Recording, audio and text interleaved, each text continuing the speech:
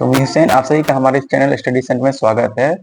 तो अब हम जो पढ़ेंगे एनसीईआरटी को लाइन बाय लाइन पढ़ेंगे हम लोग, और बोर्ड में जो पूछा भी जाता है वो एनसीईआरटी से ही पूछा जाता है।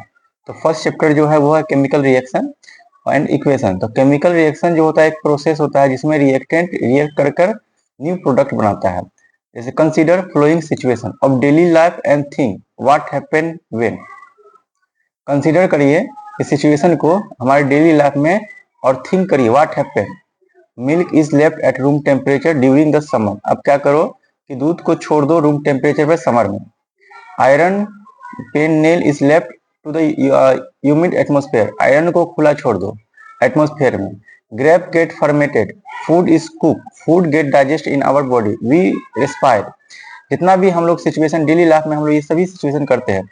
In all the above situation the nature and identity of the initial substance.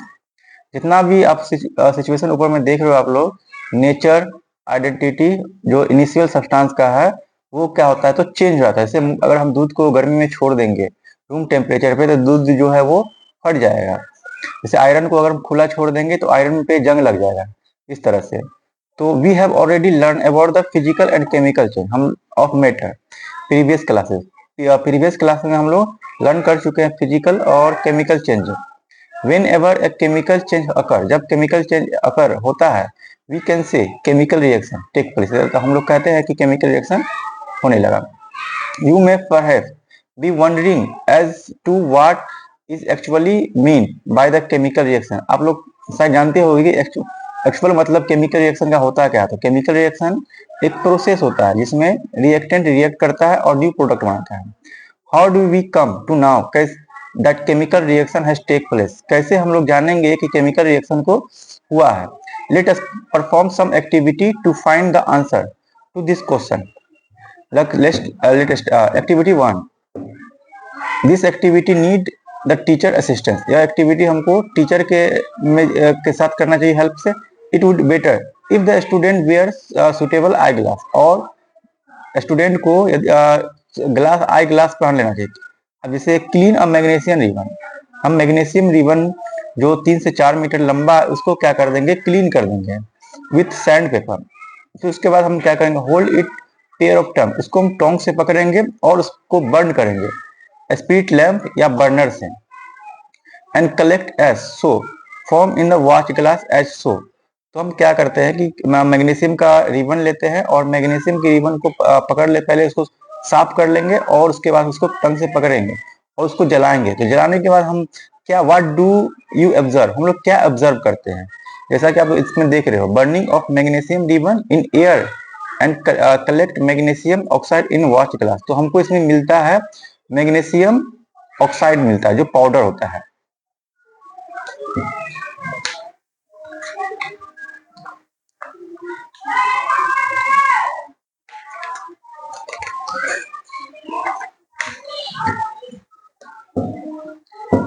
You may have observe magnesium ribbon burn.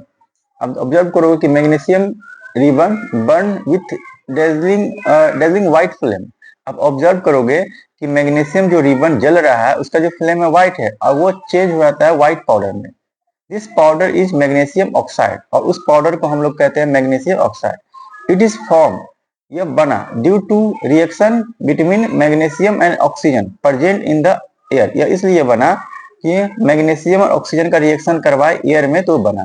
फिर अनदर एक्टिविटी 1.2 में कहता है कि लीड नाइट्रेट ले ले यानी PbNO3 सॉल्यूशन एक टेस्ट ट्यूब में।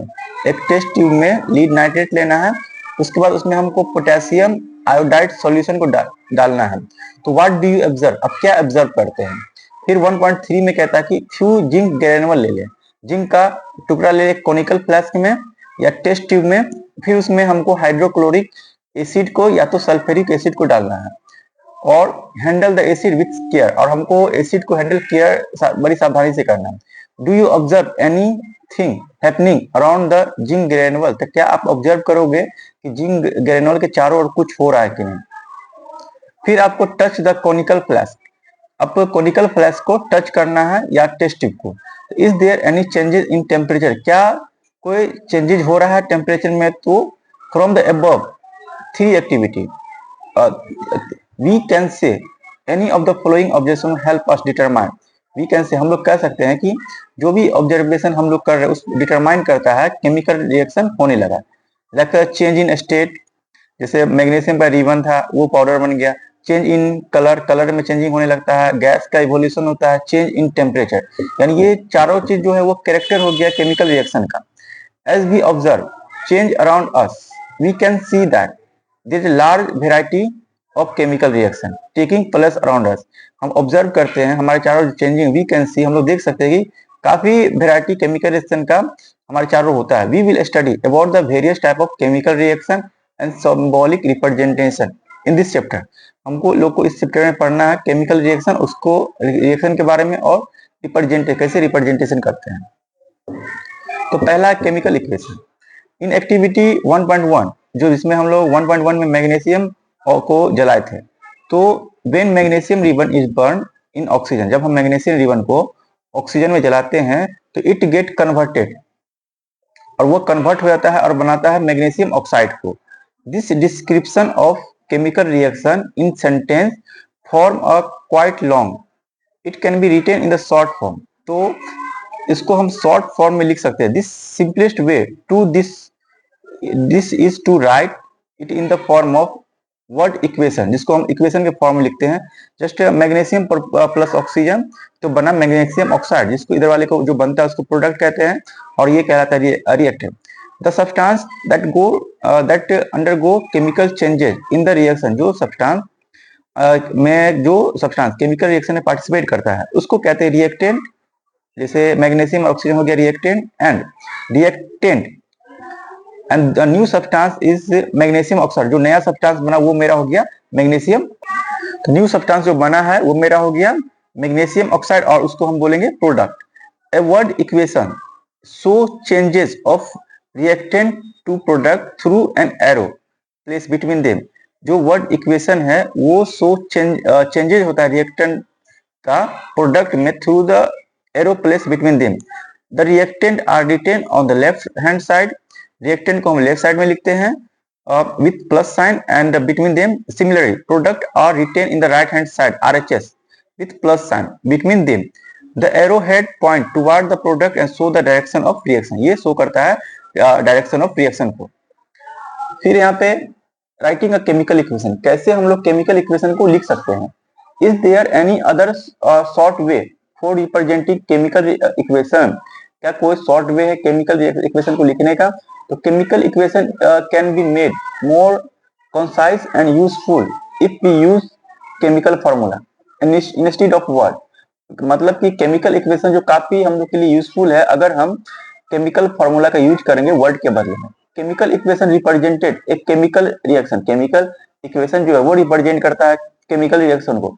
If you recall formula magnesium oxide and magnesium oxygen and magnesium oxide, the above word equation can be written as a magnesium मतलब Mg, ऑक्सीजन मतलब O2, मैग्नीशियम ऑक्साइड मतलब Mg। Count and compare number of atom of each element on the LHS and RHS of arrow. अब इसमें आप लोग क्या करो कि काउंट करो और कंपेयर करो नंबर ऑफ एटम रिएक्टेंट में और प्रोडक्ट में। Is the number of atom each element same on both side, क्या नंबर ऑफ एटम दोनों साइड सेम है कि नहीं। If yes then equation has balance, अगर दोनों साइड सेम है तो इक्वेशन होगा वो बैलेंस होगा। जैसे अगर सेम नहीं है तो अनबैलेंस होगा। जैसे Mg इधर एक है इधर एक है, लेकिन ये ऑक्सीजन जो है 2 और इधर है O, तो ये बैलेंस नहीं है मेरा, अनबैलेंस है, तब इसको हमको बैलेंस करना पड़ेगा। तो वही कह रहा है कि then equation is unbalance, if then equation is balance, if not then equation is unbalance because mass is not the same on the both side of equation. Such chemical equation is a skeletal chemical equation for reaction. इस प्रकार के equation को हम लोग skeletal chemical equation भी कहते हैं। skeletal chemical equation for burning magnesium in air, ये आपको हो गया अनबैलेंस केमिकल इक्वेशन है। फिर हम बात करेंगे बैलेंस एंड केमिकल इक्वेशन का। Recall the law of conservation of mass, you study ninth में आप लोग कंजर्वेशन ऑफ मास पढ़े होगी। मास can nether be created not destroy, mass can nether be created not destroy in chemical reaction. That is that total mass of element जो present रहेगा in the product में of chemical reaction has to equal to the total mass of element present in the reactant. It means अगर reactant में reactant का मास है 5 ग्राम, तो product में जो मास होगा उसका भी, प्रोडक्ट में जो एलिमेंट उसका भी मास होना चाहिए 5 ग्राम। अगर रिएक्टेंट में जो एलिमेंट है उसका मास है आपको 10 ग्राम, तो प्रोडक्ट में जो मास वो भी होना चाहिए 10 ग्राम।